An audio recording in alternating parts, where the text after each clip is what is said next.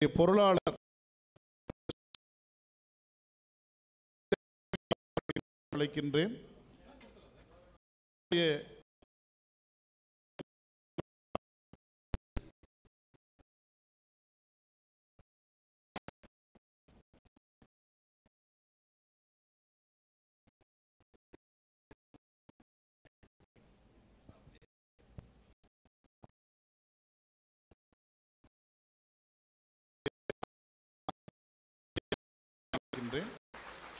அவருடைய துணையாரோடு மேடைக்கு ஈஸ்வரன் ஐயா அவர்களும் அவருடைய துணை நம்முடைய பத்மஸ்ரீ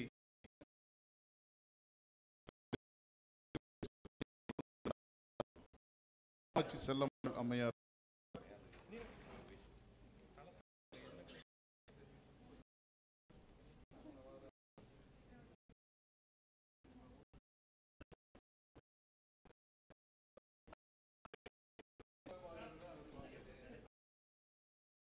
கரூரில் இருந்த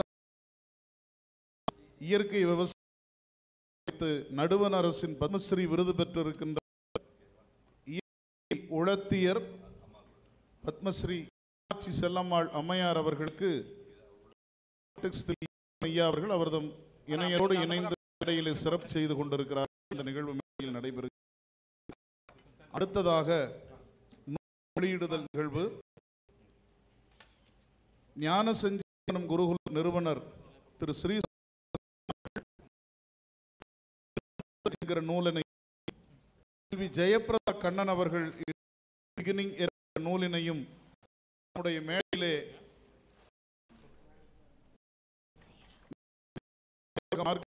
அவர்களுக்கும் நம்முடைய இயற்கை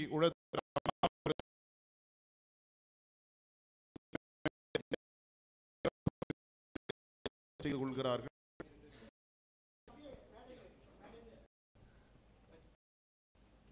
நாள் அற்புதங்கள் என்கிற நூலில் திரு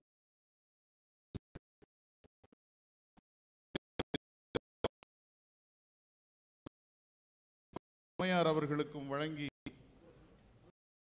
பெறுகிறார்கள். அதே போல என்கிற நூலினை செல்வி அவர்கள் மேடை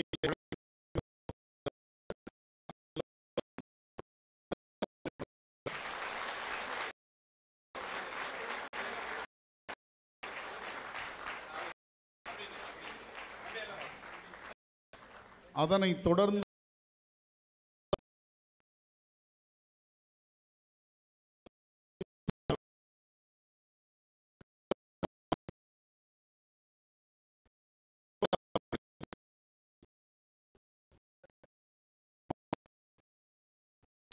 TMS அவர்களை பற்றிய நூலினையும் வழங்கி மகிழ்கிறார்கள்.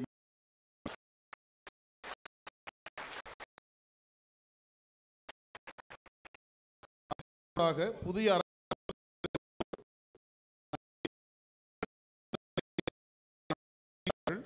கோவை, மும்பை போன்ற பெருநகரங்களில் தொழில் செய்து கொண்டிருக்கின்ற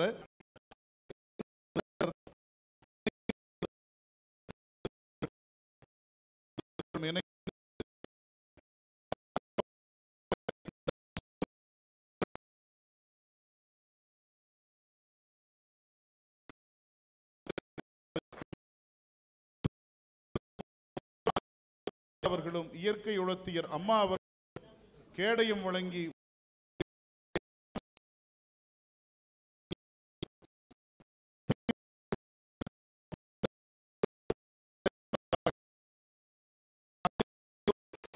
கொள்ளக்கூடிய நிகழ்ச்சி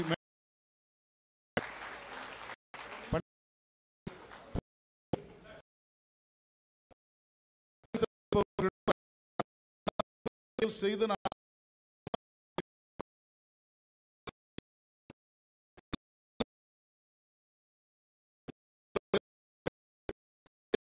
இந்த நிகழ்ச்சி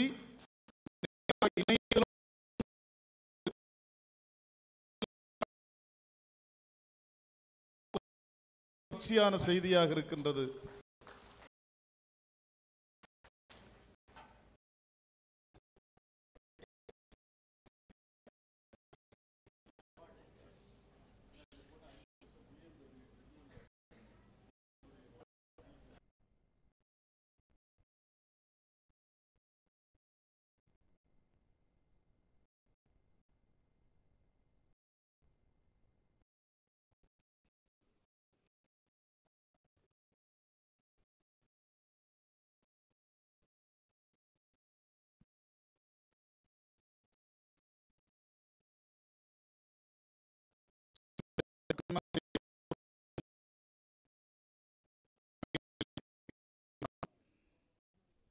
இந்த இளம் வயதில் இட்ஸ் ஜஸ்ட் தி பிகினிங் என்கிற ஒரு அற்புதமான நூலினை ஜெயபிரதா அவர்கள் வழங்கி நெஞ்சார்ந்த பாராட்டுதலை எடுத்துக் கொள்ளுகிறோம்.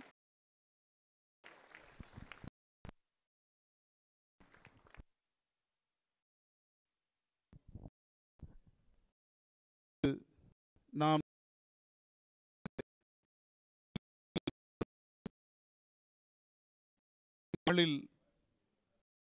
வேதாத்திரிய வாழ்க்கையின் விளக்கம் தருவதற்காக கலையுலக மார்க்கண்டேயன் கொங்கு நாட்டு சொத்து நம் முன்னே நிற்கிறார்கள். ஐயா அவர்களை கரவொலி எழுப்பி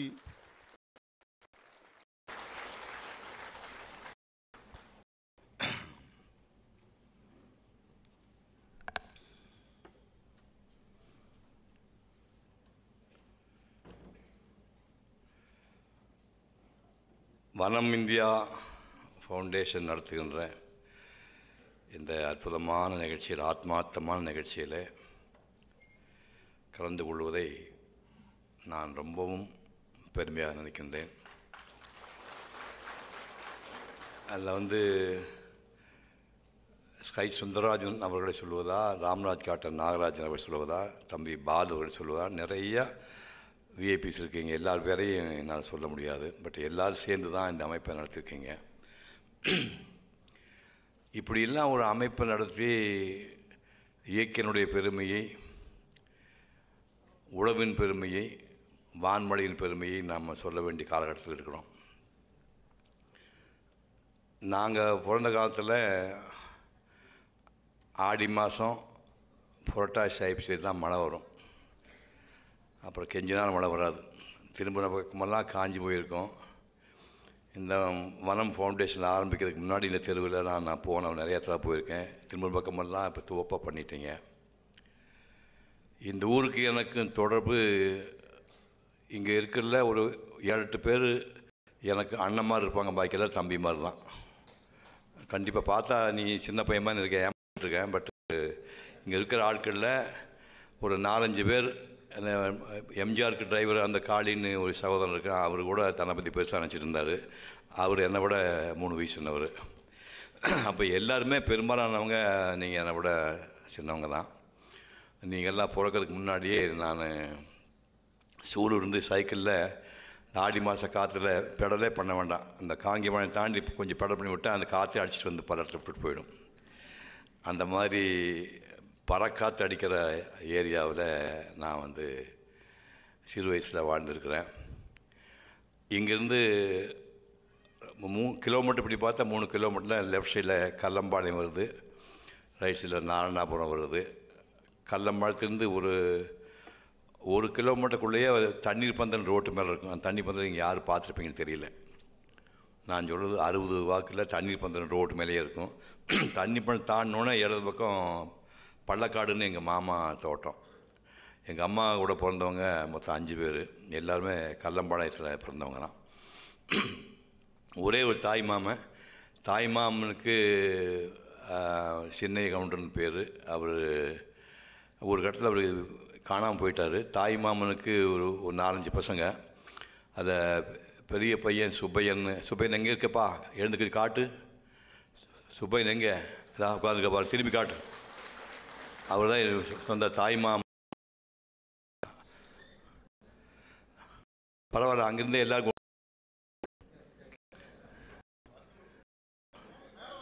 சரி வா மேலே வா.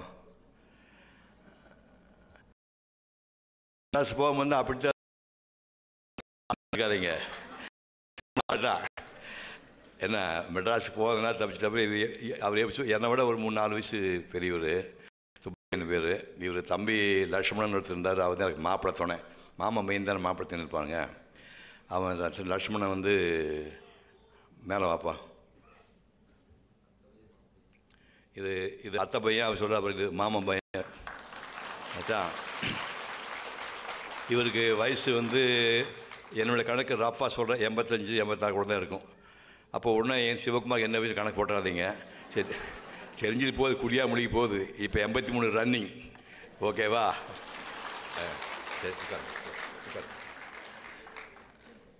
இதெல்லாம் இந்த மண்ணில் பிறந்து இந்த மண் கொடுத்த பழக்க வழக்கம், இந்த தாய் தப்ப ஊட்டின சோறு, இந்த மண்ணில் சாப்பிட்ற தெனஞ்சோறு, சோளச்சோறு, தீவச்சோறு, கொள்ளு, பச்சைப்பயிறு, தட்டைப்பயிறு, இதுதான் இங்கே நிற்க வச்சுருக்குது. புரியுங்களா? அரிசி சோறு நாங்கள் சாப்பிடுங்க. அதுக்கு பேர் பொங்கச்சோறு. பேர் பொங்கல் அன்றைக்கி தான் கிடைக்கும் அந்த சோறு.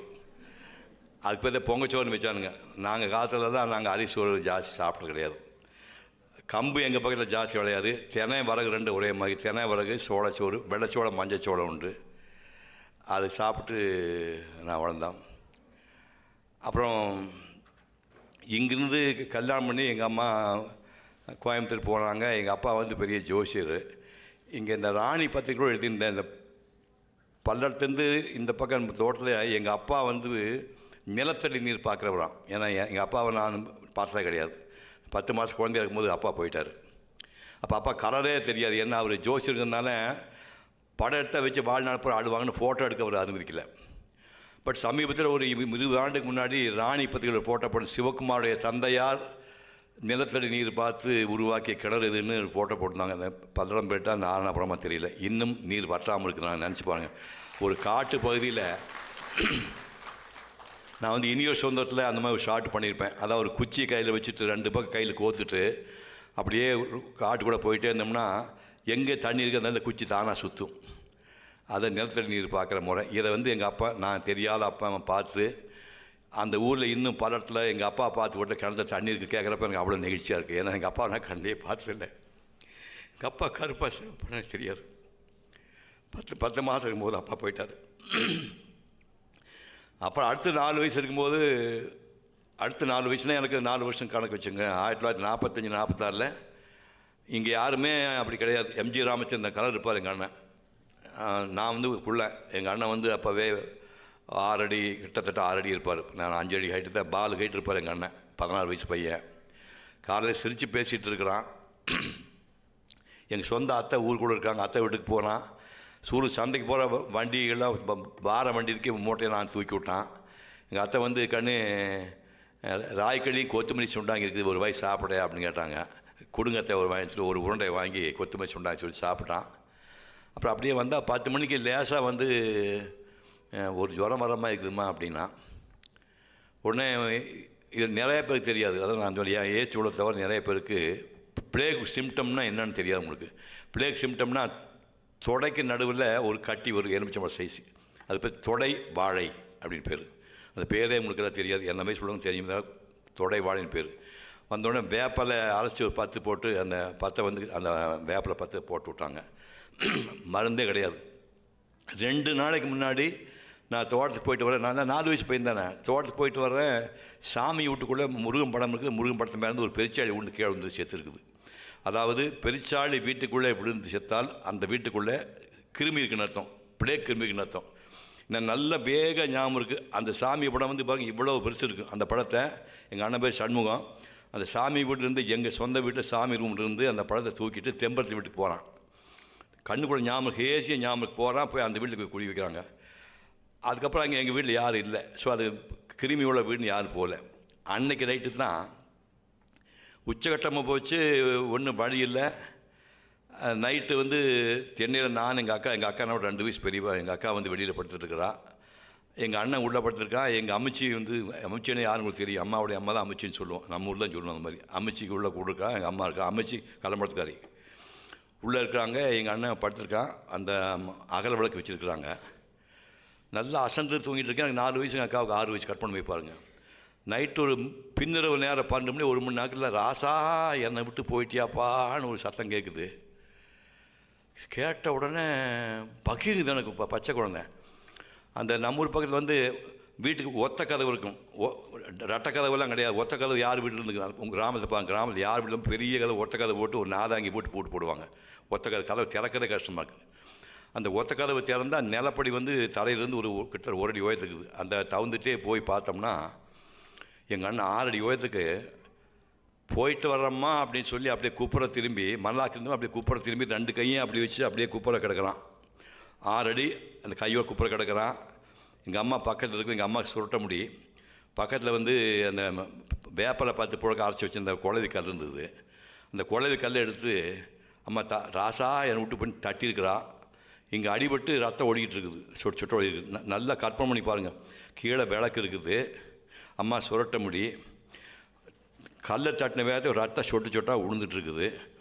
அம்மாவோட உருவம் செவத்தில் பேய் மாதிரி தெரியுது.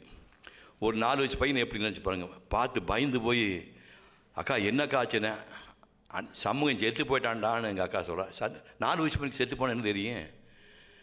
செத்து போயிட்டான்டாங்கன்னா அம்மா அழுகிறான், அமைச்சிடுறது எங்கள் அக்கா அழுக ஆரம்பிச்சிட்டா. அவங்க எல்லாம் அழுகிறான், நான் அழுதேன். எனக்கு சாவுன்னு தெரியாது. அப்புறம் ஏதோ சமாதானம் பண்ணி 4 வயசு பையன் எப்படி தூங்கணும்னு தெரிய தூக்கிட்டு போய் பக்கத்து வீட்டில் சுப்பையன் ஒருத்தர் வீட்டில் என்ன போட்டாங்க. வேடிக்கை கேளுங்க, அந்த காலத்தில் இப்போ கொரோனா மாதிரி தான் அது. பிளேக்கு ஊர் கொடுக்குன்னு தெரிஞ்சால் ஊர் கலைஞ்சி போகும். ஊர் கலைஞ்சி போகும்னா ஊர் கூட யாரும் இருக்க மாட்டாங்க. சட்டி பானை தூக்கிட்டு, அவசரத்துக்கு வேண்டிய சட்டி பானை தூக்கிட்டு காணாமல் போயிடுவாங்க. அதாவது இப்போ நீங்கள் காசிகவனம் ஊரில் பிரச்சனை வந்தால் மினிமம் சூலூர் இல்லை அந்த பக்கம் கண்ணம்பாளையம் இல்லை இந்த பக்கம் அப்புறம் இப்படி தாண்டி போயிட்டு கிருமி போகிறதுக்கு ஒரு 3 மாதம் ஆகும். ஊரே காலி ஆகி போச்சு. எங்கள் அண்ணன் டெட் பாடி இருக்குது, எங்கள் அம்மா அந்த பக்கம் அமைச்சு உட்காந்துருக்குறான். நான் எங்கே இருக்கேன் எனக்கு தெரியல.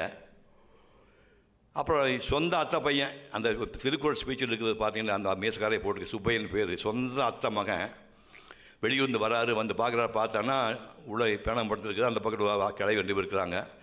சுற்றி மாதிரி ஊர் கூட காக்கா குருவி கிடையாது. நைட்டு 12 மணிக்கு செத்துருக்கிறான். இப்போ காலைல 10 மணி ஆகி போச்சு. எப்படி எடுக்கிறது, எப்படி தவணைப்படுத்துறது? உங்களுக்கெல்லாம் தெரியுமா, கிராமப்புறத்தில் யாராவது செத்து போனால் சாவு விழுந்தால் எடுக்கிற வரைக்கும் சமைக்க மாட்டான். தெரியுமா உங்களுக்கு? யாருக்கா கை தூங்க? அட இத்தனை பேர் தெரியுமா? என்னடா தங்கடா நீங்கள்லாம் ஊருக்குள்ளே தங்க, நீங்கள் அவ்வளோதான் சொல்ல முடியும். ஊருக்குள்ளே வந்து எதாவது போயிட்டா, ஒரு கிழவங்க எடுத்து ஒரு 7 மணிக்கு போட்டால் சுடுகாடு தூக்கிட்டு போகிற வரைக்கும் வீட்டுக்குள்ளே சமைக்க மாட்டாங்க. அப்போ இந்த வினாடியில் வந்து எதை தூக்கிட்டு காணாமல் போயிட்டாங்க. வந்து பார்க்குறான், என்ன வச்சு வேறு வழி இல்லைன்னு சொல்லிட்டு வந்து நம்ப மாட்டேங்க. அவருக்கு நான் சொல்கிற காலத்தில் அவருக்கு 35-40 வயசு கூட இருக்குன்னு நினைக்கிறேன். ஒரு கடப்பாறையை மண் வெட்டி எடுத்துகிட்டு சுடுகாட்டுக்கு போய் பல ஊர்களில் வந்து எரிக்கிறாங்க. எங்கள் பக்கத்தில் ஒவ்வொரு ஊருக்கு ஒரு பழக்கம் உண்டு. எங்கள் பக்கத்தில் செத்தா புதைப்பாங்க, எரிக்க மாட்டாங்க. நாகராஜ் உங்கள் ஊருக்கு பக்கம் எப்படிப்பா? புதைக்கிறது தான். இல்லை எரிக்கிறது வந்து எங்கள் பக்கத்தில் எரிக்கிறது கிடையாது. எரிக்கிறது அது கிணத்து விழுந்தாலும் தப்பாக சேர்த்து மொத்தம் எரிப்பானே தவிர, இல்லைன்னா புதைக்கத்தான் செய்வாங்க. நேராக போனார். 6 நேரத்துக்கு இவர் சுடுகாட்டில் வந்து குழி தோண்டார். அந்த குழி தோண்டக்கு ஒரு ஜாதி இருக்குது, நான் பேர் சொல்லக்கூடாது. குழி தோண்டக்கு ஒரு இருந்தாங்க. அந்த அவங்களால யாரும் கிடையாது. இப்போ இவர் ஒத்தாள் வந்து குழி தோண்டி 6 இடத்துக்கு ஒரு 6 ஆள் குழி தோண்டி நீளம் சரி நேரத்துக்கு சொல்லிட்டு நேராக வராது. வந்து பார்த்தா வழக்கம் போல தூக்கிட்டு போகிற ஆள் கிடையாது. 2 கிளவி இருக்கிறாங்க. வந்தார், பார்த்தாரு. இந்த 10 மணி நேரத்தில் பாடி விரைச்சி போச்சு. பாடி விரைச்சி போய் தூக்கி பார்த்திங்கன்னா, யாராவது டெட் பாடி இறந்த போனால் பார்த்தா விரைச்சி போனால் விறகுமாக ஆகி போகும், வளைக்கலாம் முடியாது. இப்போ என்னை பார்த்தாரு, விரைச்சி போச்சு உடம்பு, ஆள் செட் ஆகாது. இவரே ஏணியை தூக்கிட்டு போகிற மாதிரி தூக்கி தோளில் வச்சுட்டு 1 கிலோமீட்டர் போய் அடக்கம் பண்ணியிருக்காங்க. கற்பனை பண்ணி பாருங்கள். 1 கிலோமீட்டர் மனுஷனை பார்க்க முடியுமா? சம்பவம் நீங்கள் நினைக்க முடியுமா? அது இதையெல்லாம் தாண்டி அதுக்கப்புறம் உங்கள் ஊருக்கு வந்து இப்போ குமரேசன் இன்றைக்கி வரல. அவருடைய சின்னம்மா பையன் நாரணாபுரத்தில் மணிகார் தோட்டம் பார்த்துட்டுலாங்க அவங்க. அந்த குமரேசன் அண்ணன் முருகசாமி சமையல் திறந்துட்டார். அவர் கல்யாணம் விடிஞ்சால் முகூர்த்தம். நைட் சும்மா இருக்கமான்னு கல்லம்பலத்துலேருந்து 2 பேர் சேர்க்க சைக்கிளில் வந்தோம். இங்கே இந்த பல்லடத்துலேருந்து கல்லம்பலம் போகிற ஒரு புகையில கிடங்கு யாக ஞாபகம் இருக்கா? ரொம்ப வருஷம் புகையில கிடங்கு கொண்டு இருந்தது. ஒரு ஃபலாந்தோம் அதுக்கு நாற்றம் வரும். புகையில நாற்றம் வந்து ஒரு கை தூங்க யாராவது பார்த்தோம்னு சொல்லுங்கள். புகையில கிடங்கு பார்த்தவங்க அது கொஞ்சம் 4 பேர் இருக்காங்க. இங்கேருந்து 1 கிலோமீட்டர் தூரத்துக்குள்ளே புகையில கிடங்கு ரோடு கிளவத்து இருக்குது. எப்போ பார்த்தாலும் புகையில அடைக்கி பார்த்து ஒரு ஃபலாந்தோம் அதுக்கு நாற்றம் வரும். அந்த புகையில கிடங்கை தாண்டி இங்கே வந்து அப்போ கிருஷ்ணா தியேட்டர் இப்போ இருக்குது. நான் பார்த்தேன். கிருஷ்ணா தியேட்டர் வந்து இப்போ முன்னாடி நிறையா கடை கட்டிட்டாங்க. கிருஷ்ணா தியேட்டருக்கு வர்றேன். நாகதேவன் ஒரு படம் பார்க்குறேன். அதில் நடித்தவங்க சவுகா ஜானகின்னு ஒரு அம்மா. நாகதேவதையாக அந்த அம்மா நடிச்சிருக்கிறாங்க. அந்த படத்தை பார்த்துட்டு திரும்ப போயிட்டேன். கற்பனை பண்ணி பாருங்கள், ஒரு சைக்கிளில் ஒரு பையன் நைட்டு செகண்ட் ஷோவுக்கு ஒரு 10 மணிக்கு வந்து இந்த ஊரில் ஒரு 58-59 படம் பார்த்துட்டு ஒரு 10 வருஷத்துக்குள்ள அந்த அம்மாவுக்கு பையனாக நடிக்க வாய்ப்பு கிடைக்குமாய்யா. அந்த அம்மா சவுக்கா பையனாக நடிச்சேன் நான். எங்கே நினச்சிப்பாங்க, நீ எங்கே இருக்கிறீங்க, எங்கே போய்க்க நினச்சிப்பாரு. கற்பனையே பண்ண முடியாது. அதான் நம்ம கிட்ட சொன்ன சமயத்தில் என்னையா சொல்கிறேன், இந்த மாதிரி நான் நீங்கள் நடித்த படத்தை நான் பார்த்துருக்கேன் அப்படின்னு. அப்படி வாழ்க்கையை துவக்கி அப்போ பக்கத்தில் ராமசாமி கோயில் இருக்குதாங்க, பொங்கலூர் பக்கத்தில் ராமசாமி கோயில் நான் போயிருக்கிறேன். ஸோ இந்த வட்டாரம் இல்லாமல் எங்களுக்கு ரொம்ப பழக்கமாக சாமி கவுண்டம் தண்ணி பந்தல் பேர் எங்களுக்கு. அது சாமி கவுண்டம் படத்தில் தண்ணி பந்தல். நீங்கள் போகிற வழியில் 2-3 கிலோமீட்டர் ஒரு பள்ளமாக இருக்குது. 2 பக்கம் மரம் இருந்துச்சு. இப்போல்லாம் இடம் மாறி போச்சு. ரூட்டே மாறி போச்சு. இப்போ வனம் இந்தியா கிடையாது, இந்த மில்லு ஒன்று இருக்கு இல்லைங்க, மில்லு லக்ஷ்மி மில்லு என்ன மூணு, அதெல்லாம் எதுவுமே கிடையாது நான் சொல்ல காலத்தில். அப்படி இருந்து இந்த வட்டாரத்திலிருந்து தப்பிச்சு ஓடி போனேன், இல்லாட்டி சுபயமாக தான் இருந்திருப்பேன். தப்பிச்சு ஊரை விட்டு ஓடினா போதுன்னு கோயம்புத்தூர் போய் முன்னுக்கு வரலாம்னா கோயம்புத்தூர் போய் பார்த்து அந்த வயசாகி போய் பாலுமாய் வயசாகி போகணும்னு ஒரே ஸ்டெச் மெட்ராஸ், ஒரே ஸ்டேஜ் மெட்ராஸ். இப்போ என்னோடய ஸ்பீச்சில் வந்து திருக்குறள் சொல்லியிருக்கிறேன். நான் கிராமத்தில் பிறந்தவன். கிராமத்தில் பிறந்தவங்க எங்கள் காலத்தில் வந்து டாய்லெட் கிடையாது. நாகராஜன் கொஞ்சம் பக்கத்தில் இருக்கிறான், 15 வயசு சின்ன பையன். டாய்லெட் கிடையாது. நாங்கள்லாம் காலையில் நோட் போனால் வெளிக்கு போவோம்னு ஒரு வீடு உண்டு. வெளிக்கு போயிட்டு வரோன்னு சொல்லிட்டு தோட்டத்துக்கு போவோம். சோளக்காடு பருத்திக்காடு போயிட்டு காட்டுக்குள்ளே போயிட்டு போகும்போது ஒரு ஓடக்கல், செங்கக்கல், வெங்கக்கல்னால் இப்போ சிரிக்கிற பச்சை சட்டை ஒன்று, வெங்கக்கல் பச்சைக்கல் எடுத்துகிட்டு போவோம். போட்டு வேலையை முடிச்சுட்டு தொடச்சி போட்டு வந்துடுவோம். வந்து வீட்டுக்கு வந்து கழுவிக்குவோம். எதுக்கு சிரிக்கிறீங்க? வெள்ளைக்காரன் டாய்லெட் துடைக்கிறான், டிஷ்யூ பேப்பருங்கன்னா அது என்ன டிஷ்யூ? ஐயோ என்னையா டிஷ்யூ? அதை விட இதுதான் வசதி. இது ஹைஜீனிக். இன்னைக்கு காலைல வந்து KMCH நல்லா பழனிசாமி மீட் பண்ணிட்டு வந்து சொன்னார். அவர் நம்ம மேலே தலைவரை நீ சொன்னது ரொம்ப கரெக்டு, ரொம்ப ஹைஜீனிக். செகண்ட் டைம் தொடச்சிக்க மாட்டாங்க. அந்த ஓடக்கல்லையும் செங்கல்லையும் ஒரு பாட்டு தொடச்சி போட்டால் அது வெயில் காஞ்சி போகும். புரியுது உங்களுக்கு?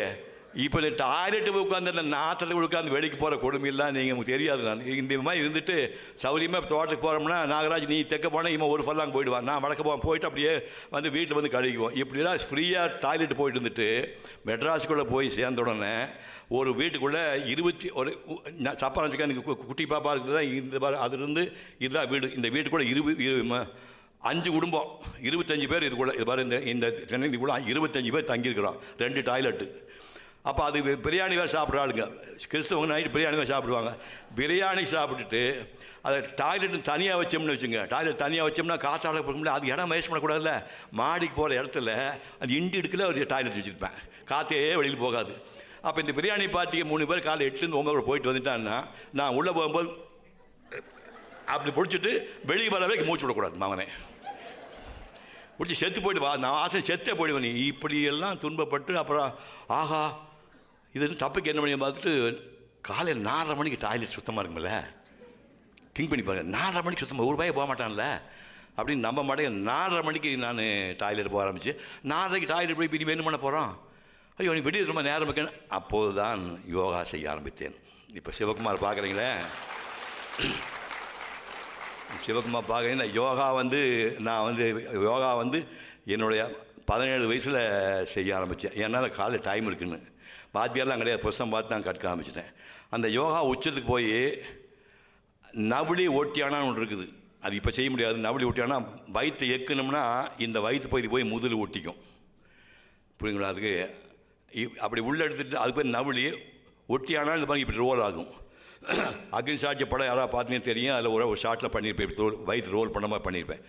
இது ஒட்டியானா நவளிங்கிறதெல்லாம் நான் 16-17 வயசில் நான் இந்த பயிற்சி பண்ணேன். பஸ்தின்னு அதுக்கு பேர். இப்படிலாம் பண்ணி அதுக்கப்புறம் தான் காஃபி டீ சாப்பிடக்கூடாது விட்டேன். என் நாக்கில் காஃபி டீ பட்டு 68 வருஷம் ஆகுது. கை தூக்குங்க, யாராவது காஃபி சாப்பிடுவாங்க? காஃபி சாப்பிடாம கை தூக்குங்க. தூக்கவே மாட்டேங்கடா. தங்கம் எனக்கு ஒரு பாப்பா தூக்கிட்டு பின்னாடி 7 பேர் இருக்கானுங்க. அவா போய் சொல்லாதீங்க, சாமி கண்ணை கெடுத்து போடுவோம். பரவாயில்ல, ஒரு 10 பேர் இருக்கானுங்க. ஸோ 68 வருஷத்துக்கு முன்னாடி காஃபி டீ சாப்பிட்றேன். அப்படியெல்லாம் வந்து வாழ்ந்து இந்த நம்ம ஊர் சாப்பாடுகளை சாப்பிட்டு அது இருந்தால் மகாபலிபுரத்துக்கு சைக்கிளில் போய் இங்கே 50 மைல் ஆகுது. சைக்கிளில் போய் ஒரு ஐயர் வீட்டில் வெளியில் படுத்துட்டு ஆடு மாடு நாய்க்குட்டே விரட்டிவிட்டு வெளியில் படுத்துட்டு அங்கேயே வெடிக்கான 5 மணிக்கு டாய்லெட் போயிட்டு மகாபலிபுரத்தை கோயிலில் வரைஞ்சேன். அங்கேருந்து திருக்ககுண்டம் போனேன். அப்புறம் இப்படியெல்லாம் போயிட்டு மதுரை மீனாட்சி அம்மன் கோயில் கூட 10 மணி நேரம் வரைஞ்சிருக்கிறேன். ஞாபகம் வச்சுங்க. ஒரு பையன் வந்து 21 வயசில் சம்மணம் போட்டு இந்த உட்காந்துக்கிட்ட போட 10 மணி நேரம் உட்காந்து நினச்சிப்பாரு. 1க்கு 2 போகக்கூடாது மகளே. 10 மணி நேரம் உட்காந்துட்டு பாரு கோயிலை பார்க்குறான். இந்த கோயிலை பார்த்து அப்படியே வரையுது. அப்படி 10 மணி நேரம். அந்த ஹையஸ்ட் டைம் வந்து மதுரை மீனாட்சி அம்மன் கோயிலுக்கு வரைஞ்ச படம் நாகராஜ் புதுசம் இருக்குது. இப்போ மீனாட்சி அம்மன் கோயிலுக்கு வரைஞ்சப்போ 10 மணி நேரம் சிங்கிள் சீட்டிங் வந்து வரைஞ்சிருக்கேன். நம்ம திருவண்ணாமலை ஜோதி வைக்கிற மலை டாப்பில் போய் உட்காந்து 8 மணிக்கு ஆரம்பிச்சு சாயங்காலம் 4 மணிக்கு முடிச்சிருக்கேன். இது எல்லாம் செய்வதற்கு காரணம் நீங்கள் சொன்னீங்களா, இப்போ சுந்தரராஜன் மந்திரம்லாம் போட்டார்ல, அது மன அடக்கம். கண்ணை மூணு மகனை திறக்கூடாது. நான் பல பேர் சொல்லி பார்த்தா கண்ணை மூணு அண்ணா மன வெடிக்கிற மாதிரி கிட்டான்னு ஒருத்தன். ஒரு 5 நிமிஷம் கண்ணை முடிக்கணும். இல்லைண்ணே கண்ணை மூடி உட்காந்தேன் வெடிக்கிற மாதிரி கண்ணை அப்படின்ட்டானுங்க. நம்ப மாட்டேங்க. நான் கண்ணை மூடி ஒரு அரை மணி நேரம் உட்காந்து நினச்சிக்கிட்டு நைட்டு 9 மணிக்கு கண்ணை மூடி உட்காந்தேன். முடிச்சு பார்த்தா நைட்டு 12:30 மணி. அப்போ ஒரு சாமியார் சொன்னார், நீ இன்னும் கொஞ்சம் மேலே போனீங்கன்னா அப்படியே வெளியுறவுக்கு போய் இறந்து போன அவங்க அம்மா அப்பாட்ட பேசிட்டு விடலாம்னாங்க. எப்படி அப்படி சூக்கம் உடம்பு வழியாக நீ வெளியே போய் உங்கள் அம்மா அப்பாட்ட பேசிட்டு வரல அப்படின்னாங்க. அப்போ நான் யோசனை பண்ணேன், தெரிஞ்சோ தெரியாமல் 3 குழந்தைகளை பெற்றுட்டோம், அதுக்கெல்லாம் கல்யாணம் காட்சி பண்ணிவிட்டு அப்புறம் வெளியுறவு போயிட்டு வர முடியாமல் போய் என்ன பண்ணுறது? ஆனால் வயதுக்காரா அண்ணன் உட்காந்துருக்காங்க, எங்கே போய்ட்டு அண்ணன் வெளியுறவுக்கு போயிட்டாங்க, அவங்க அம்மா அப்பா போய் என்ன பண்ண சொல்லிட்டு அதுக்கு பயந்துக்கிட்டு அந்த ஸ்டேஜுக்கு நான் போகல. அப்படி இல்லை, எங்களுக்கு என்ன மெடிசன் எல்லாம் தெரியும், இப்போ சொல்லி கொடுத்தா அந்த மெடிசன்லாம் நான் வந்து நிறையா பண்ணுறாடுன்னு உங்களுக்கு. ஸோ தனிப்பட்ட முறையில் நான் ஒரு காட்டு சிங்கம் மாதிரி, எனக்கு யார் துணையெல்லாம் கிடையாது. இப்போ நான் சிவகுமாருங்கிற செல்ஃப் மேடு மேன், நானாக உருவாக்கிட்ட வாழ்க்கை தான். இன்றைக்கி திருக்குறள் உரையை 4 மணி நேரம் நான் சாப்பிட்டா திருப்புறப்பட பானு வந்திருக்கு. பானு எங்கே இருக்க? காட்டு, எழுந்து நெல். பானு எங்கே இருக்க? எங்கடா வெளியே இருக்குதா? அந்த செக்ஷன் இருக்குது, பானு இருக்குது. அது அந்த பொண்ணெல்லாம் வந்திருக்குது. அதாவது சாயங்காலம் 6:45 ஸ்டார்ட் பண்ணி நைட்டு 10:45 உரையை முடிக்கிறேன். கற்பனை பண்ணி 4 மணி நேரம் நான் ஸ்டாப் உரையை. அது எப்படி பண்ண முடியுமா? 81 வயசு. இதுக்கு எல்லாமே நீங்கள் உடம்பும் மனம் ரெண்டுமே உன்னுடைய கண்ட்ரோல் இருக்கணும். அது எப்போ இல்லையா அப்போ நீ செத்து போகலாம். நீ இது 2 இப்போ கண்ட்ரோல் இல்லையா அப்போ செத்து போகலாம். இதுக்கு முன்னாடி நான் பள்ளிக்கூட கிளாஸில் படிச்சுட்டு இருக்கும்போது இப்போ மேடைக்கு இப்போ நாகராஜ், இப்போ சுந்தரராஜ் நல்ல சுத்தமாக தமிழ் பேசுகிறாரு. அந்த மாதிரி பேசினாங்கன்னா இவ்வளோ சுத்தமாக தமிழ் பேசுகிறாரு, நமக்கு வராதுன்னு நடுங்கியிருக்கேன் நான். அப்படிப்பட்ட ஆள் நாகராஜ் எல்லாம் வந்திருக்கிறாரு. 1.25 வருஷம் ஆராய்ச்சி பண்ணி 2 மணி 20 நிமிஷத்தில் என்டையர் ராமாயண கதையை 2 மணி 20 நிமிஷத்தில் பேசி இருந்தால் சாட்சி உட்காந்துருக்காரு. அது பேசி உலகம் போகிற 1 மணி நேரம். கம்பன்யன் காதலன் சிவகுமார் ஓப்பன் பண்ணி யூடியூப்பில் போய் கம்பன்யன் காதலன் ஓப்பன் பண்ணினா அது வரும். அது முடிஞ்சது. அதை நான் பண்ணும்போது எனக்கு 67 வயசு. நாகராஜ் உங்களுக்கு என்ன வயசு? அது இப்போ சின்ன பையன். இன்னும் 2 வருஷம் ஆகணும். இன்னும் 2 வருஷத்துக்கு அப்புறம் நீங்கள் கம்பராமாயணம் பேசணும். புரியுதா? அதுக்கப்புறமா 75 வயசு. நாளைக்கு விடிந்தால் இன்றைக்கி 365வது நாள். இன்றைக்கி விடிஞ்சால் 75 டச் பண்ண போகிறேன். அந்த நாளில் 4 வருஷம் ஆராய்ச்சி பண்ணி சிவபுரசத்தை படித்து, பிஆர் சோபலா படித்து, இளம்பரை மணிமான் படித்து 4000 பக்கம் நான் எழுதுவேன். பேப்பர் சொட்டதை தான் வயசாகி ஆகலை, சூடாகி மூளை சூடாகி போச்சு, சொட்டையாகி போச்சு. ஒரு 4 வருஷம் அதை எழுதி அதை மனப்பா சுருக்கி 4000 பக்கத்தை 300 பக்கம் கடைசி நாள். என் இப்போ பொண்ணு ரூமுக்குள்ள எழுதும்போது இரவில் கரெக்டாக எழுதி முடிக்கும்போது 350 பக்கம் எழுதி முடிக்கிறேன். இதுதான் நாளைக்கு அதை நான் பேச போகிறேன் மகாபாரதம் அப்படி போனேன். அப்போ பார்த்தா கீழே உள்ள பெரிய ஆளுங்க, கொட்ட ஆளுங்க. அவர் 5000 மீட்டிங் பேசினா தமிழ் மணி உட்காந்துருக்காரு, பிரபஞ்சனுக்கு உட்காந்துருக்காரு, இளம்பரை மணிமா எல்லாம் ஸ்டால் வாட்ஸ் உட்காந்துருக்காங்க. அப்போ மேலே எவ்வளோ நடுக்க வரும் உங்களுக்கு? ஐயோ இவ்வளோ பேர் முன்னாடி பேச போகிறேன். மேலே ஏறினா விஸ்வரூபம் தான். செலுத்தினா சிங்கம். நீ வானத்துக்கு பூமிக்கு நிற்கிறோம். நீங்கள் உன்னுடைய மனதளவிலே வானத்துக்கு பூமிக்கு நீ நிற்கிறோம். அப்படி செலுத்திட்டு இந்த வேலையை நான் பண்ணிக்கிற ப்ரிப்பரேஷனை இங்கே இருக்கிற எவனும் பண்ண முடியாது அப்படிங்கிற தைரியம் இருந்தால் தான் நீ அதை பேச முடியும். 2 மணி 10 நிமிஷம் 20 நிமிஷம் ஒரு சொட்டு தண்ணி குடிக்காமல் மகாபாரதம் பேசினேன். அந்த பாட்டில் ஈஸி இல்லை. கம்பராமாயண பாட்டில் சொல்கிறேன், புரியுதா பாருங்க. வெய்யோ நொடி தன்மேன் இன் விரிசோதியின் மறைய பொய்யோ எனும் இடையாளோடும் இளையானோடும் போனான் மையோ மரகதமோ மதிகடலோ மழைமுகிலோ ஐயோ இவன் வடிவென்பது ஒரு அழியா அழகுடையான். புரியுதா? பூவிலோன் புதல்வன் மைந்தன் புதல்வி முப்புறங்கள் செற்ற சேவரோன் துணைவன் நான செங்கையோன் தங்கை தெக்கின் மாயெல்லாம் துரைத்து வெள்ளிமலை எடுத்து உலகம் மூன்றும் காவலோன் பெண்ணை காமவல்லியாம் கண்ணி என்றாள். 3 கோடி வாழ்நாளும் உயர்ந்துடைய பெருந்தவம் முதல்வன் முன்னால் எக்கோடி யாராலும் வெல்லப்படாயும் என கொடுத்த வரமும் ஏனை திக்கோடும் உலக அனைத்தும் செருக்கடன புயவலையும் தின்று மார்பில் புக்கோடி உயிர் பருகி புறம் போயிட்டு ராகவன் புனித வாழி. இதெல்லாம் பேசும்போது 67 வயசு. புரிஞ்சுங்களா? நன்றி கட்ட விதுரா சீதும் நாணமற்ற விதுரா தென்ற ஒப்பினுக்கே நாசம் தேட வந்ததுரா அன்று தொட்டு நீ உங்கள் அழிவு நாடுகின்றாய் மண்டில் உணை வைத்தான் என்ற மதியை என் உரைப்பேன். ஐவருக்கு நெஞ்சம் எங்கள் அரண்மனைக்கு வைகிறும் தெய்வம் ஒன்றுனக்கே விதுரா செய்து விட்டதேயோ மெய் வகுப்பன் போல் பொதுவாம் விதி உணர்ந்தவன் போல் ஐவர் பக்கம் நின்று எங்கள் அறிவு தேடுகின்றாய். மன்ன சூழ்ந்த சபையில் எங்கள் மாற்றலர்களோடு முன்ன நாங்கள் பணைய வைத்தே முடிவில் எழுகின்றோம். கண்ணம் வைக்கிறோமோ பல்லை காட்டிக்கிறோம் போடா வேலை சொல்லி மகாபாரதம் பேசும்போது 75 வயசு. இதுக்கப்புறம் திருக்குறள் ரீசெண்டாக பண்ணேன். இது எல்லாம் இந்த மண்ணில் பிறந்ததுக்கு என் குழந்தைகளெல்லாம் பார்க்குற வாய்ப்பு கொடுத்ததுக்கு என்னை பெற்றெடுத்த சுந்தராஞ்சனம் மாதிரி என்னை பெற்றெடுத்த தாய்க்கு நன்றி சொல்கிறேன். என் தாய் தான் என் தெய்வம். நீங்கள் சொல்கிற தெய்வம்லாம் நீங்கள் வீடு போய் கும்பிடுங்க. என்னை பெற்றெடுத்த தாய் தான் தெய்வம். எங்கள் அப்பா 10 மாதம் செத்து போயிட்டான். அப்படியே ரோட்டில் விட்டு தான் நான் பிச்சைக்காரன் ஆகியிருப்பேன். ஆனால் தாய் என்னை எடுத்து வளர்த்து சாப்பாடு வழியில் அப்படி தான் அரளிக்கொட்டையும் கள்ளிப்பால் ஒரு சொட்டு அரளிக்கொட்டை கொடுத்தா முடிஞ்சு போச்சு. சாமி கொடுத்த குழந்தையை கொல்லக்கூடாது எங்கள் அம்மா வளர்த்தனால தான் முன்னாடி நிற்கிறேன். அந்த அம்மா தான் தெய்வம். புரியுதா? நான் திட்டமிட்டதை விட நிறையா பேசிட்டேன். இப்போ வேதாத்ரி மகரிஷி பற்றி உரை நிகழ்த்துறதுக்காக நான் வரல, முன்னாடி சொல்லிட்டேன். ஸ்க்ரீன் பண்ண போகிறோம். 2013 கொடிசி அரங்கெல்லாம் நான் பேசுனது வேதாத்ரி மகரிஷி லைஃபையும் சொல்லியிருக்கேன், வேதாத்ரி மகரிஷி வாழ்க்கை சொன்ன தத்துவம்னு சொல்லியிருக்கேன். அது 1 மணி 10 நிமிஷம் வருது, அதை பார்க்க போகிறோம். அதுக்கு முன்னாடி சும்மா நான் சின்ன விஷயம் மட்டும் சொல்கிறேன்.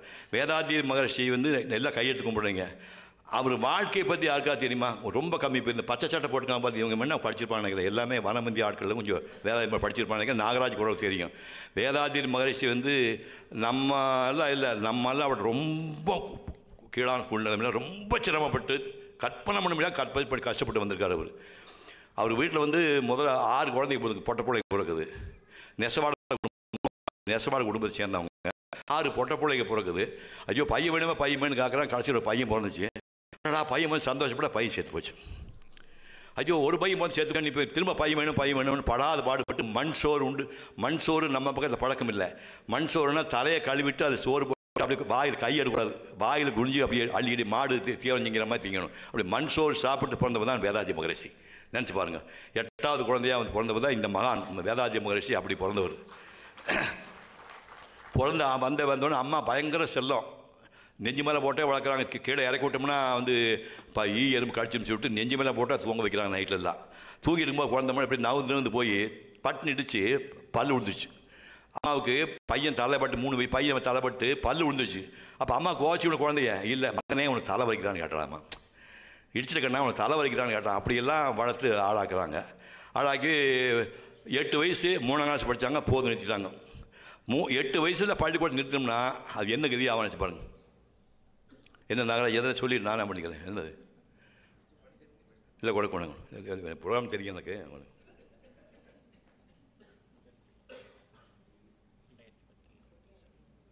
ஆமாம் அதை பயங்கர வேலை பாச்சு விவரமான வேலை தான். தாய் மனைவி மகள்ங்கிறது ஆமாம் பெண் மனைவி நல்ல வேட்பு நாள்னு சொல்லி அதை பற்றி சொல்கிறாரு. இந்த மனைவி நல்ல வேட்பு நாள் பண்ணுறீங்களா, இந்த மனைவி நல்ல வேட்பு நாளுங்கிற நாளில் தான் நான் முதல்ல பேச்சாளர் ஆனேன். எந்த ஊர் தெரியுமா? திருப்பூரில் இவங்க தான் அரேஞ்ச் பண்ணாங்க. இப்போ யூடியூப் கிடைக்குது. தாய் மனைவி மகள் சிவகுமார் ஸ்பீச் பெண் அப்படி போட்டிங்கன்னா அது வரும். அதாவது சிவகுமார் வந்து முதல்ல பேச்சாளர் ஆனது அந்த நிகழ்ச்சி தான். அதில் எங்கள் அம்மா பற்றி சொல்லியிருப்பேன், என் சம்சாத் பற்றி சொல்லியிருப்பேன், என்னை பொண்ணை பற்றி சொல்லியிருப்பேன். சிவகுமார் பார்த்து நல்லூர்மா இருக்கார்ல, ராட்சச பையன் பார்க்க தங்கமாக ஏமாற்றிட்டு இருக்கான் அவன். இப்போ இலை சாப்பாடு விட்டுருவாங்க, இட்லி கூட சட்னி வைக்கிறாங்க. சட்னி வைக்கும்போது கொஞ்சோண்டு இவ்வளோண்டு உப்பு போட்டலாம், குடியாமொழி போகு. உப்பு கம்மியாக இருந்தால் பிளேட்டு பறக்கும். எப்படி கற்பனை? அப்போ அந்த பொம்பளை நிலைமை வச்சு பாருங்கள். ஒரு 400 மைலுக்கு இந்த பக்கம் கல்யாணம் இருந்தால் இந்த அந்த அம்மா வேறு வழி இல்லாட்டி பக்கத்து கிழமை ஓடி போயிடுவாங்க அப்பா வீட்டுக்கு. இப்போ நம்மளுக்கு மெட்ராஸுலேருந்து புஞ்சை இப்படி எங்கே இருக்குது, அதனால் ஓடி வர முடியல. இல்லாட்ட போடா நாயின் விட்டு ஓடி போயிருப்பா. ஒருத்தனோண்டு உப்பு காரம் ஜாஸ்தியாக போனால் பிளேட்டு பறக்கும்னா எவ்வளோ கொடுக்கான மனுஷன் நினச்சி பாருங்கள். அதே மாதிரி எங்கள் அம்மா வந்து இப்போ வித்தியாசமான பொம்பளை. எங்கள் அம்மா சின்ன வயசில் கஷ்டப்பட்டு வந்தாள், கல்யாணம் பண்ணல. நான் ஷூட்டிங் 6 மணிக்கு போவான்ல, கண்ணு ரெடி ஆகிட்டியா? ரெடின்னு சொல்லிட்டு மேலே ரூம் இருப்பேன். நான் சேவிங்கெல்லாம் மெஞ்சு ரெடி ஆகிட்டான்னு சொல்லிட்டு எங்கள் அம்மா என்ன வேகமாக இட்லி ரெடி பண்ணி சட்னி கூட வச்சுருப்பாங்க. நான் நேராக மெதுவாக சேவிங் முடிச்சு அப்புறம் குளிக்க 10 நிமிஷம் ஆகும்ல. 10 நிமிஷம் கீழே வந்தோம்னா இட்லி ஆறி போயிருக்கு. சாப்பிட்ற 2 இட்லி முள்ளு முளைச்சி போயிருக்கு. நீயே தின்னு. எவ்வளோ திமுருக்கு நினச்சி பாருங்கள். வாழ்நாள் முக கஷ்டப்பட்ட பொம்பளை வாங்கிறது சாப்பிட்ற 2 இட்லி முள்ளு முளைச்சி போய் நீயே தின்னு சாப்பிடாம போயிடுவோமா. 4 மணிக்கு எழுந்து அந்த சாம்பார் சட்னி பண்ணி இட்லி பண்ண பொம்பளைக்கு எப்படி கோபம் இருக்குது விட்டியா, இதுக்கு முடிஞ்சு போச்சு. மறுநாள் காலையில் அதே மாதிரி கண்ணு ரெடி ஆகிட்டேன் உண்மையாக சொல்லு, இல்லை ரெடி ஆகிட்டேன் இவன் சொல்லுவேன், அப்போ மெதுவாக தான் வருவேன் அப்படி முடிவு பண்ணிட்டாங்க. அந்த அம்மா அடுப்பில் வச்சுருக்கேன், அடுப்பு வெடி எடுக்கல. இப்போ நேராக நான் கீழே இறங்கி வந்த உடனே நாகேஷ் டிகேஷ் பக்கத்தில் 2 பேர் நடிக்க போகிறாங்க. காரில் கூட்டி போகிறான் ஸ்டுடியோவுக்கு. அந்த கார் வாசல் நிற்குது. வாசல் நின்றுக்கும் போது நான் இங்கே என்ன பண்ணேன், வந்து பார்த்தேன்னா எங்கள் அம்மா பையன் சாப்பிடான்ட்டு அப்படி கீழே இறக்கி துணி எடுத்து ஆவி வருது. அந்த ஆவியோடு கொண்டு இட்லி வச்சு சட்னி வச்சேன்னா தொட்டா சுடுது. நாகேஷும் பகவதி வாசல் நிற்கிறாங்க. நீ பட் சூடாக வச்சோம்னா நாய் எச்சக்கடா நாய் செருப்பு பிஞ்சு போகும். 9 வயசு ரோட்டில் பிச்சைக்கடா நாய் உனக்கு நான் செஞ்சு போடா அப்படின்னா உடனே அப்படியே பெட்டு பயம்பாய் சரி கோச்சிக்காத சொல்லி நெரிச்சு அப்புறம் சாப்பிட்டு போனேன். இதெல்லாம் அந்த ஸ்பீச்சில் இருக்குது. புரியுது அவங்களுக்கு? அதே மாதிரி ஸ்பீச்சில் அது உங்களுக்கு பெண்கள் தான் சொல்கிறேன். அதாவது முதல்ல என் பொண்ணு கல்யாணம் பண்ணி வீட்டை விட்டு வெளியில் போகுது. அதை நாளை காலையில் இருக்க என் பொண்ணு இல்லை. நேற்று வரைக்கும் தோல்லையும் மாவுலையும் போட்டு வளர்த்த பொண்ணு எவனா ஒருத்தர் 2 மஞ்சள் கயிறு போட்ட உடனே அந்த பிள்ளை எனக்கு சொந்தம் இல்லைன்னு. என்ன கொடுமையான வார்த்தை இது. நான் இப்போ போகல நான். பட் பார்த்து இப்போ லக்கிலி நல்ல மாப்பிள்ளை, தங்கமான பையன். முதல் டெலிவரி காலையில் ஒரு 8 மணிக்கு போய் பிரசவ வார்டுக்கு போயிட்டா. எங்கள் அம்மா நான் எல்லாம் வெளியே நின்றுருக்கிறோம். 8 ஆச்சு, 9 ஆச்சு, 10 ஆச்சு, 11 ஆச்சு, 12 ஆச்சு. பிரசவம் பண்ணுன்னா தெரியும் கஷ்டம். 1 ஆச்சு, 2 ஆச்சு, 3 ஆச்சு, 4 ஆச்சு, பிரசவம் ஆக மாட்டேங்குது. இடையில வந்து நான் நல்லா தான் இருக்கிறேன், அம்மா சாப்பிட சொன்னேன். எப்படிம்மா நீ கஷ்டப்பட்டுமா, நான் எப்படி சாப்பிட, நானும் சாப்பிடல, என் பொண்டாட்டியும் சாப்பிடல. 4 மணி ஆகும்போது அந்த பிள்ளை தவிக்கணுன்னா நேராக பாத்ரூம் சம்மந்தி நிற்கிறாரு. சம்மந்தி மணி அழ முடியுமா? போய் பாத்ரூம் தாட்டி கொள்ளையில் போனவன் யார்? சாமி. அது என்னடா பாவம் பண்ணிச்சது? காத்தாரந்து டார்ச்சர் பண்ணிட்டு நீ கடவுளாடா நீ. ஒரு பின்னாடி அந்த ஆசைப்படணும் வந்து சிசேரியன் பண்ணி எடுத்து போட்டுருவாங்க. நார்மல் டெலிவரி ஆசை கொடுமைக்காரன். கெட்டவாது என்ன திரும்ப எல்லாம் திட்டிட்டு கண்ணை துடைச்சி வெளியே வந்து 5 நிமிஷம் டெலிவரி. என்ன சொல்ல வரேன்னா, இந்த ஆம்பளைக்கு தான் சொல்ல நான், ஒரே சொட்டு தான் உயிர் அணு வந்து ஆம்பளை கொடுக்கறது உங்களுக்கு கொடுக்கறது ஒரே ஒரு சொட்டு தான். ஞாபகம் வச்சுக்கோங்க. பெரிய கொம்பை நினச்சிருக்கீங்க, என்னையும் சேர்த்து சொல்கிறேன். ஒரு சொட்டு தான். அந்த சொட்டை எடுத்து நீங்கள் உள்ளே வச்சு அதுக்கு உயிர் கொடுத்து உடம்பு கொடுத்து எங்கள் அப்பா மாதிரி அறிவாளி, எங்கள் அம்மா மாதிரி அழகு, எல்லா ஞானத்தையும் உங்கள் தாய் தப்பனோட ஞானத்தெல்லாம் அந்த குழந்தைக்குள்ள வச்சு 10 மாதம் மல்லாக்கு படுக்க முடியாமல் குப்பை பண்ணி கஷ்டப்பட்டு அதை பெற்று வெடி எடுக்கிறாளே, அவளை எவ்வளோ பெரிய பெண்மணி அது. படைப்பு கடவுள் இல்லையா நீங்கள்? படைப்பு கடவுள் நீங்கள். நீ எவ்வளோ பெரிய ஆள். நாகராஜுக்கு அம்மா தான் கடவுள். அப்பா சைடு தான் நம்மளுக்கு மெயின் ஆள். படைப்பு கடவுள் அம்மா தானே. அம்மா தான் நீ எவ்வளோ முடியும்? படைப்பு கடவுளே அதான். அந்த ஸ்பீச் வந்து நம்ப மாட்டேங்க, ரெடி ஆகிடுச்சு. நிறைய பேர் உட்காந்து கீழே அழுதுட்டு இருந்தாங்க. ரெடி ஆனோடனே விஜய் டிவியில் கொடுத்தோன்னா பார்த்துட்டு அவர் விஜய் டிவி டெல்லி பேஸ் முதலாளிங்க. எங்கள் சூர்யாவும் கார்த்தி வந்து படங்கள்லாம் ஆஸ்திரேலியா போகிறாங்க, ஐரோப்பா போகிறாங்க, டுவைட் பாடுறாங்க, சண்டையெல்லாம் போடுறாங்க. படம் கலர்ஃபுல்லாக இருக்குது. ஒரு ஆள் மைக் பிடிச்சிட்டே நின்றுட்டு இருக்கிறான். அது எப்படிங்க 2 மணி நேரம் டெலிகாஸ்ட் பண்ணேன். ஐயோ அதன் அருமை உங்களுக்கு என்னென்னு தெரியாதியா, தப்பாக நினச்சிக்காதியா அப்படின்னு. இல்லைங்க, அவன் டெல்லிக்காரனுக்கு புரியாதுல்ல. ஒரு ஸ்ரீராம்னு ஒரு பையன், அந்த தங்கமான பையன் சொன்னான், இந்த ஒரு தடவை இந்த ஸ்பீச்சை மட்டும் டெலிகாஸ்ட் பண்ணுவோம் சார். 2008 தீபாவளி அன்னைக்கு ஞாபகம் வச்சுங்க. இந்த ஒரு ஸ்பீச்சை மட்டும் நம்ம டெலிகாஸ்ட் பண்ணுவோம். இது ஃப்ளாப் ஆகி போனால் எந்த கொம்பன் நடிகனுடைய உரையும் நம்ம டெலிகாஸ்ட் பண்ணி சத்தியம் பண்ணிக்கலாம் சார்னா. அப்படி 2008 டெலிகாஸ்ட் ஆகி தமிழ்நாட்டு மக்கள்லாம் அள வச்சது இந்த பெண் டிவிடி. இன்றைக்கி சிவகுமார் ராமாயண மகாபாரதமெல்லாம் பேசுகிறேன்னா விசாரிச்சு பாருங்கள். நான் சொல்கிறேன், நாகராஜுக்கு தெரியும். ஒரு தனி மனிதன் பேசுகின்ற உரையை 4 மணி நேரம் முக்கி மூச்சடக்கி பேசுகின்ற ஒரு உரையை, இன்சர்ட் எதுவும் கிடையாது, அந்த உரையை வந்து 12 லட்சம் ரூபா கொடுத்து வாங்கி திருக்குறள் டெலிகாஸ்ட் பண்ணிக்காங்க. ஒரு ரெக்கார்டு கொடுங்க. இந்தியாவில் ஒரே ஒரு ஆள் சார் இந்த ஆள் பேசினா சார், அந்த ஆள் பேசினதை வாங்கி நாங்கள் டெலிகாஸ்ட் பண்ணி சொல்ல முடியுமாங்களானே? அது எவ்வளோ பெரிய கொம்பளை. எந்த பேச்சாளர் வச்சுங்க, எந்த பேச்சாளர். அதான் ரொம்ப அடக்கமாக சொல்கிறேன் நான். அதாவது ரொம்ப திருமணா சொல்ல நினச்சிக்காது, அடக்கமாக சொல்கிறேன். 10,520 பாட்டுக்கு கம்பராமாயணம். 10,520 பாட்டை வந்து 1000 சொல்லிக்க 1100 100 பாட்டை நீ சொல்லும்போது இந்த மாதிரி 4 மடங்கு கூட்டம். 100 பாட்டை நீ சொல்லி முடிக்கும் போது கதை முடிஞ்சிடணும். பாட்டை மாற்றி வச்சிடக்கூடாது. வல்லறக்கரின் மால் வரை போய் விழுந்து அல்லறக்கின் உருக்கடல் காட்டுதர் கல்லறக்கும் கடுமையல்ல நின் சில்லறக்குண்ட சேவடி போதென்றான். இது ஒரு பாட்டு. இது மாதிரி 100 பாட்டை சொல்லணும். கம்பராமாயண கதையை மொத்தம் முடிக்கணும். மகாபாரதம் மாபெரும் காவியம், 4 மடங்கு படிச்சு அதை வந்து 2 மணிக்கு சொல்லணும். திருக்குறள் வந்து தெரியும் உங்களுக்கு. இப்போது டக்குன்னு சொல்கிறேன், படிச்சாட்டுனா இந்த பாட்டுக்கு என்ன அர்த்தம்? கொக்கொக்க கும்பும் பருவத்து மற்றவன் குத்தொக்க சீர்த்த விடத்து. என்ன அர்த்தம் சொல்லுங்க பார்ப்போம். கொக்கொக்க கும்பும் பருவத்து மற்றவன் கொத்தொக்க சீர்த்த விடத்து. புரியுதா? இந்த மாதிரி பல்லு போட்டு போகிற மாதிரி பாட்டு நிறையா திருக்குறள் இருக்குது. அதெல்லாம் அது நமக்கு இல்லைப்பா. வள்ளுவன் 2000 ஆண்டுக்கு முன்னாடி எங்கே எழுதிட்டு போயிட்டா, நமக்கு சம்மந்தம் எல்லாம் விட்டுட்டாங்க. எல்லாம் வந்து திருக்குறள் உரையை வாங்கி பொட்டலம் கட்டி வீட்டில் வச்சு மணி அடிச்சுட்டு இருக்கானுங்க. யாருமே புத்தகத்தை படிக்கிறது இல்லை. அப்போ தான் நான் என்ன பண்ணால், திருக்குறள் வந்து உங்களுக்கு பயன்படும், எனக்கு பயன்படும், இந்த குழந்தைக்கு பயன்படும் சொல்லி முடிவு பண்ணி வாழ்க்கையில், காந்தி வாழ்க்கையில், காமராஜர் வாழ்க்கையில், என்னுடைய வாழ்க்கையில், உங்கள் வாழ்க்கையில் சம்பவங்களை எடுத்து எமோஷனல் சம்பவத்துக்கு திருக்குறள் இருக்குன்னு சொல்லி 3.5 வருஷம் ஆராய்ச்சி பண்ணி ஒவ்வொரு குறளுக்கான குரல் கண்டுபிடிச்சி பண்ணி அதுதான் இப்போ டெலிகாஸ்ட் பண்ண 2021 வந்து ஷூட் பண்ணுது.